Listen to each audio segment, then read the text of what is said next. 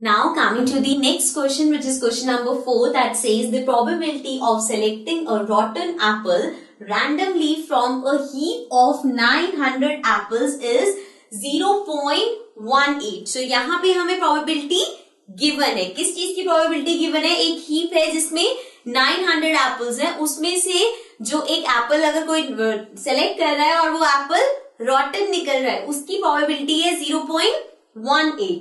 So we have to find the number of rotten apples. अब आपको find करने के उस पूरे heap में कितने rotten apples है. तो usually इसका उल्टा होता है, number of हमें rotten apples given होता है, total number of apples given होता है और हमें probability find करनी थी. But यहाँ पे probability given है, आपको number of rotten apples निकालना है. So हम again अपना probability का formula use करेंगे. So the probability of selecting a rotten apple, क्या प्रोबेबिलिटी होगी इसकी? प्रोबेबिलिटी का फॉर्मूला हमारा क्या होता है? Number of favourable outcomes. So number of favourable outcome का मतलब यहां पे है number of rotten apples upon में होता है total number of observation. So यहां पे होगा अपॉन में टोटल नंबर ऑफ एप्पल्स.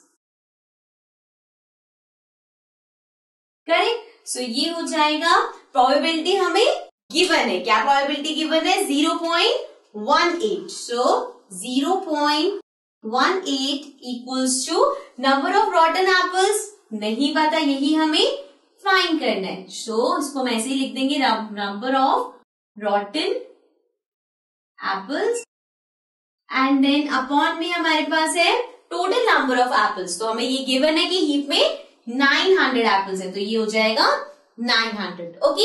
सो अब इसको फाइंड करने के लिए यहाँ डिवाइडर जाके मल्टीप्लाई हो जाएगा. सो 0.18 इंटू 900 हो जाएगा. This will be equal to number of rotten apples. So यहाँ पे इसका हम पॉइंट रिमूव करेंगे. This will be 100. 0 से 0 कैंसिल आउट हो जाएगा. 18 into 9 is 162. So therefore number of rotten apples are 162. Okay, so out of 900, 162 apples are rotten. और यही हमें find करना था. Okay, so let's move to the next question. Now coming to question number 5. So the question says, find the value of p for which one root of the quadrant equation px square minus 14x plus 8 equals to 0 is 6 times the other. So पहले हम समझते हैं, हमें quadratic equation दे रखी है और given है कि इसका एक रूट है जो कि दूसरे रूट के 6 टाइम्स है. सो सबसे पहले हम क्या करते हैं, लेट वन रूट बी, एक रूट को हम x लेट कर लेते हैं. ठीक है. So now the second root, अब इसी क्वाड्रेटिक इक्वेशन का जो सेकेंड रूट होगा वो 6x हो जाएगा. वाई?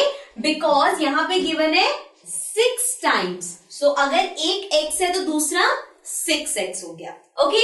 अब यहाँ पे हमें क्वाड्रेटिक इक्वेशन गिवन है, ये दोनों चीजें लिख ली. अब हमें दो रूट्स गिवन है, तो हम यहाँ पे क्या यूज कर सकते हैं? We know that sum of roots क्या होते हैं? Minus b upon a. Right, ये हमको पता है. सो हम इस क्वाड्रेटिक इक्वेशन में हमें ए, बी और सी जो है वो लिख लेते हैं. सो इसमें a है, x स्क्वायर के साथ क्या है? p. तो means a equals to p हो गया. b हमारे पास क्या है? -14. Remember to put the minus sign because ये नेगेटिव है. c है हमारा 8. Okay. So let's put the values. Sum हो गया, सम मीन्स इन दोनों को ऐड करें, तो x plus 6x equals to minus b. So b है -14 अपॉन a क्या है? p. तो ये माइनस माइनस प्लस हो जाएगा. This is 7x equals to 14 upon p. Correct. So हम क्या कर सकते हैं, यहाँ पे x की वैल्यू फाइंड कर लेते हैं. x यहाँ पे 7 से मल्टीप्लाई हो रहा है, तो इधर जाके डिवाइड होगा. मीन्स x इक्वल्स टू हो जाएगा 14 अपॉन p इंटू 7. सो ये कैंसिल कर देंगे हम. सो हमारे पास यहाँ पे आ गया x equals to 2 upon p. ठीक है. इसको अभी हम यहीं पे ही छोड़ देंगे। अब आगे चलते हैं नेक्स्ट चीज पे, विच इज ये हमें पता है कि इसका जो सम होता है वो माइनस बी अपॉन ए होता है। सिमिलरली दो रूट्स का जो प्रोडक्ट होता है, सो प्रोडक्ट होता है सी अपॉन ए, राइट। सो हमारे पास रूट्स है x और 6x, means x into 6x equals to c क्या है 8 अपॉन a क्या है p। तो इसको मल्टीप्लाई करेंगे, ये हो जाएगा 6x square equals to 8 upon p, right. So यहाँ पे अब हम क्या करेंगे, देखो यहाँ पे भी वही आ गया, ना तो यहाँ से p निकाल सकते हो ना x निकाल सकते हो, लेकिन यहाँ पे हमारे पास x की वैल्यू है तो हम यहाँ पे x की वैल्यू पुट करेंगे।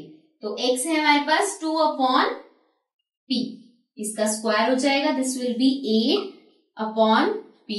सो नाउ इसका अगर हम स्क्वायर करेंगे तो 2 का स्क्वायर इज 4, p का square will be p square equals to 8 upon p, right. So अब यहाँ पे 6 4 24 upon p square equals to 8 upon p। तो हम यहाँ पे क्रॉस मल्टीप्लाई कर देते हैं, इसको ले जाते हैं 24, p हो जाएगा and this will B 8p square.